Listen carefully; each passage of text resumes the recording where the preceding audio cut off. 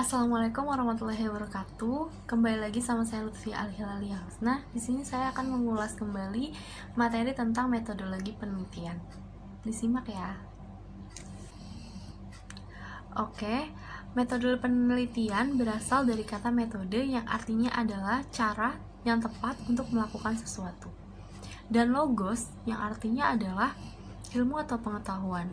Jadi, metodologi adalah cara melakukan sesuatu dengan menggunakan pikiran secara seksama untuk mencapai suatu tujuan.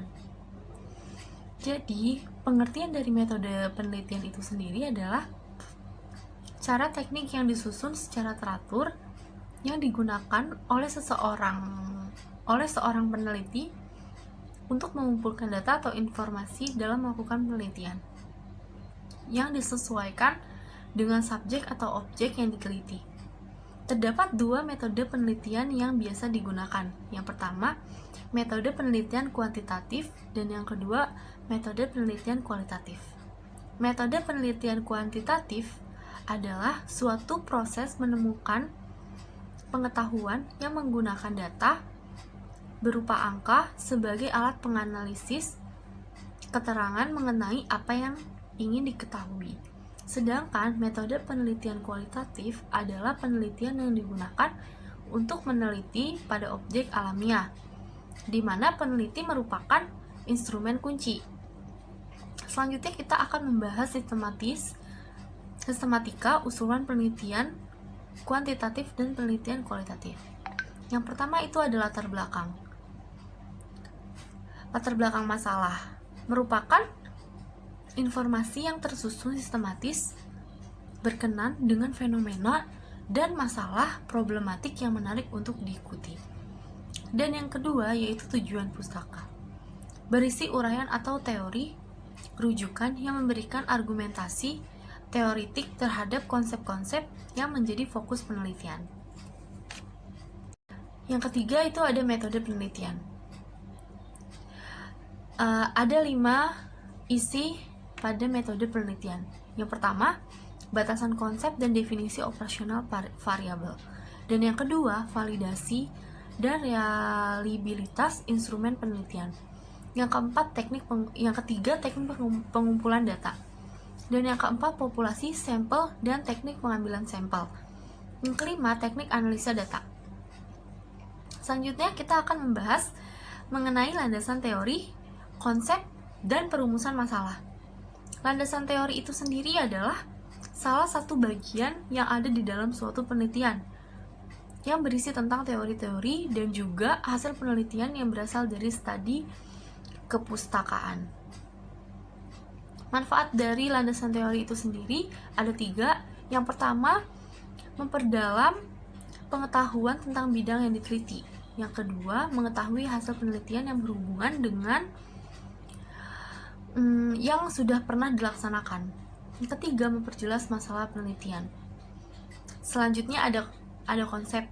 Konsep adalah suatu uraian dan visualisasi tentang hubungan atau kaitan antara konsep-konsep atau variabel-variabel yang akan diamati atau diukur melalui penelitian yang akan dilakukan. Selanjutnya itu ada hipotesis. Hipotesis dapat diartikan sebagai pernyataan statistik tentang parameter populasi. Sedangkan dalam penelitian, hipotesis diartikan sebagai jawaban sementara terhadap rumusan masalah penelitian. Hipotesis terbagi menjadi beberapa jenis. Di sini saya akan menyebutkan 3. Yang pertama, hipotesis tanpa arah. Contohnya, kualitas audit mempengaruhi kualitas laporan keuangan. Dan yang kedua, hipotesis berarah. Contohnya, kualitas audit berpengaruh positif pada laporan keuangan. Dan yang ketiga adalah hipotesis nol. Diartikan sebagai tidak adanya perbedaan antara parameter dengan statistik, atau tidak adanya perbedaan antara ukuran populasi dan ukuran sampel. Lalu di sini saya akan membahas tentang desain penelitian. Desain penelitian adalah rancangan penelitian yang menjelaskan berbagai cara yang digunakan untuk menjawab permasalahan penelitian. Nah, untuk caranya itu ada 4 macam. Yang pertama, populasi dan sampel. Yang kedua, jenis data. Yang ketiga, definisi operasional. Dan yang keempat, metode analisis data. Oke, selanjutnya yang pertama saya akan membahas tentang definisi operasional. Definisi operasional adalah cara mengukur variabel dengan menggunakan berbagai skala. Nah, untuk skalanya itu sendiri ada beberapa macam, yaitu skala nominal, skala ordinal, skala interval, dan skala rasio. Nah, yang pertama skala interval. Skala interval merupakan pengukuran yang bisa digunakan untuk menyatakan peringkat untuk antar tingkatan. Misalnya, ketika sedang melakukan survei tertentu, ada tingkatan jawaban yang kita dapatkan seperti setuju, sangat setuju, setuju, ragu-ragu, tidak setuju, dan sangat tidak setuju. Selain skala Likert, ada juga yang namanya skala Goodman. Skala Goodman adalah skala pengukuran dengan 2 jawaban tegas data yang didapat interval atau rasio. Contohnya apabila ada pertanyaan, apakah Anda setuju dengan kenaikan harga cabai? Jawabannya hanya terdapat 2 pilihan, yaitu setuju atau tidak setuju. Terus selanjutnya ada skala nominal, yaitu skala pengukuran di mana angka tidak memiliki makna kecuali hanya sebagai pembeda. Contohnya, dari pengukuran skala ini yang mungkin akrab dalam kehidupan kita sehari-hari, misalnya perempuan, wanita itu golongan warna kulit hitam sama putih gitu. Dan selanjutnya juga ada skala ordinal. Skala ordinal adalah skala yang mengandung pengertian tingkatan. Misalnya kita melakukan pengukuran mengenai tingkat kepuasan seseorang dalam sebuah produk. Nah, contohnya itu kita bisa memberikan penilaian dari angka 5 sampai dengan 1 masing-masing untuk reaksi sangat puas, puas, kurang puas, tidak puas, dan sangat tidak puas.